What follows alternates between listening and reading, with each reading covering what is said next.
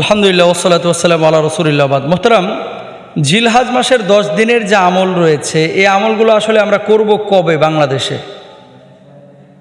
কারণ জিলহজের 10 তারিখ পর্যন্ত কিছু আমল রয়েছে, বিশেষ করে মোটামুটি 10-11টা আমল। আমরা কিন্তু এই কথাগুলো সবাই বলি, কিন্তু কবে করব? কারণ বাংলাদেশের মানুষ তো আর আরবি সালের হিসাব রাখে না, আরবি তারিখে গণনা করে না। এখন কবে এবং কোন কোন আমলগুলো করব স্পেসিফিক আমি খুব সংক্ষেপে আপনাদেরকে বলে দেব। আপনারা সবাই আমলগুলো করার চেষ্টা করবেন, আল্লাহ তাআলা যদি তৌফিক দান করে। 1 নম্বর, জিলহজ মাস গতকালকেই কিন্তু সৌদি আরবে চাঁদ দেখা গেছে জিলহজ মাসে। তার মানে আজকে বাংলাদেশে কনফার্ম চাঁদ উঠবে। আজকে কী বার? জুমাবার। আজকে বাংলাদেশে হচ্ছে 7 তারিখ। রাত 12টার পরে ইংরেজি তারিখ পরিবর্তন হয়, আর আরবি তারিখ পরিবর্তন হয় মূলত মাগরিবের সময় থেকে। এটা আপনাদেরকে মাথায় রাখতে হবে। তাহলে আজকে মাগরিবের আগেই প্রথমত আমাদের সবার নখটা কেটে ফেলতে হবে। গোঁফ দাড়ি যদি ছোট করা প্রয়োজন হয় তাহলে এগুলো করে ফেলতে হবে। আপনি বলবেন কেন? এটার একটা ফজিলত রয়েছে।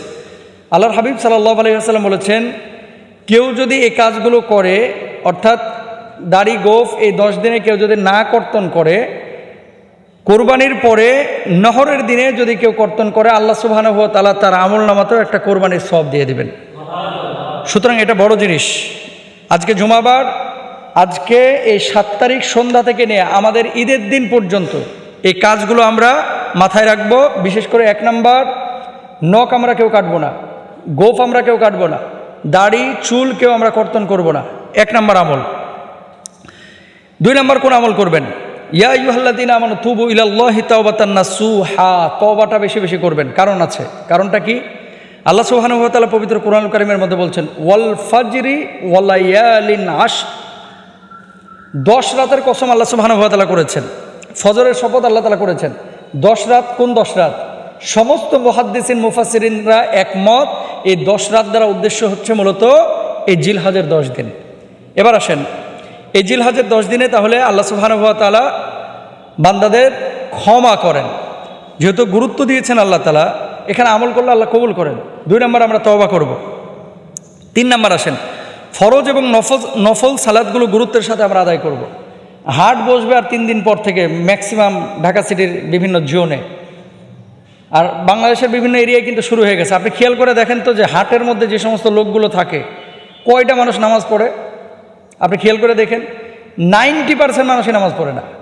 তা আপনি কোরবানি দেওয়া আপনার জন্য ওয়াজিব, কোরবানির পশু হচ্ছে আপনার জন্য মানে জবাহ করা ওয়াজিব, কিন্তু নামাজ পড়াটা আপনার জন্য ফরজ। তো এখন আপনি ওয়াজিব নিয়ে মানে গরু টানতে টানতে আপনি ফরজ নামাজ 3 ওয়াক্ত ছেড়ে দিচ্ছেন। তার মানে কি দাঁড়াইলো? লুঙ্গি খুলে মাথায় পাগড়ি পরা, মানে ওয়াজিব নিয়ে টানাটানি করতে গিয়ে আপনি ফরজ শেষ করে ফেলছেন। যারা গরু কিনতে যাবেন, মাঠে যাবেন, ঘাটে যাবেন, অবশ্যই এই বিষয়টা খেয়াল করবেন যে গরু কিনতে গিয়ে, হাটে অবস্থান করতে গিয়ে যেন আমার নামাজ কাজা না হয়ে যায়। আর এখানে আরেকটা বিষয় আছে, কিছু মানুষ কিনতে যায় না। ছাগল কিনবে একটা 20,000 টাকা বাজেট, কিন্তু হাটে যাচ্ছে আজকে 7 দিন। এরকম লোকও কিন্তু আছে, কিনে না, খালি ঘুরে। আর কতক্ষণ পর পর, ভাই দাম কত? দাম জিগাইছে মনে হয় 101 জনকে। ওর গরু কেনার নিয়তি নাই, কিন্তু দাম জিগায়, নামাজ নাই, গা চুলকাইতেছে, মাথা চুলকাইতেছে, ঘুরতেছে, চলতেছে। অথচ আল্লাহ তাআলা এই 10টা দিনকে কি করেছেন? সম্মানিত করেছেন, ইবাদতের জন্য বলেছেন। আমরা কি করছি? ভুল। এই জিনিসগুলো আপনাকে মাথায় রাখতে হবে। অথচ সাহাবী রিদওয়ানুল্লাহি আনহুম আজমাইন, রাসূল আকরাম সাল্লাল্লাহু আলাইহি ওয়াসাল্লাম 10 দিন রোজা রেখেছেন। আমরা তো রাখি না। বিশেষ করে এই যে ঈদের দিন তো রোজা রাখা হারাম, কিন্তু এই যে জিলহজ্জের যে সময়গুলো, এই সময়গুলো শুরু থেকে নিয়ে ঈদ পর্যন্ত প্রত্যেকটা দিন আল্লাহ রাসূল সাল্লাল্লাহু আলাইহি ওয়াসাল্লাম রোজা রেখেছেন। সুতরাং আমরা রোজা রাখার চেষ্টা করবো ইনশাআল্লাহ তাআলা। এরপর আসেন, রোজাটা আপনি কেন রাখবেন? সিয়ামু আশুরা ওয়াল আশারু ওয়া সালাসাতু আইয়ামিন মিন কুল্লি শাহরিন ওয়া রাকাতাইনি ক্বাবলাল গদা। হাফসা রাদিয়াল্লাহু তাআলা আনহা থেকে বর্ণিত, নবীজি সাল্লাল্লাহু আলাইহি ওয়াসাল্লাম কখনো 4টি আমল পরিত্যাগ করেননি। সেগুলো হলো আশুরার সওম, জিলহজ্জের 10 দিনের সওম, প্রত্যেক মাসে 3 দিনের সওম এবং ফজরের পূর্বের 2 রাকাতের সালাত। সুবহানাল্লাহ বলেন। এই 4টা কাজ আল্লাহ রাসূল জীবনেও ছাড়ে নাই। তাহলে আমরা কি করতেছি? আমরা করছিটা কি? ভুল। এরপর আসেন, হজ এবং উমরা করা। যাদের সামর্থ্য আছে, 5 নম্বরে হজ করা এবং উমরা করা, এই সময়গুলোতে যাদের সামর্থ্য আছে তারা করবেন। তারপরে 6 নম্বর হচ্ছে আল্লাহর জিকির বেশি বেশি করা, সুবহানাল্লাহ, আলহামদুলিল্লাহ, লা ইলাহা ইল্লাল্লাহ, আল্লাহু আকবার, জবানে বেশি বেশি চলবে।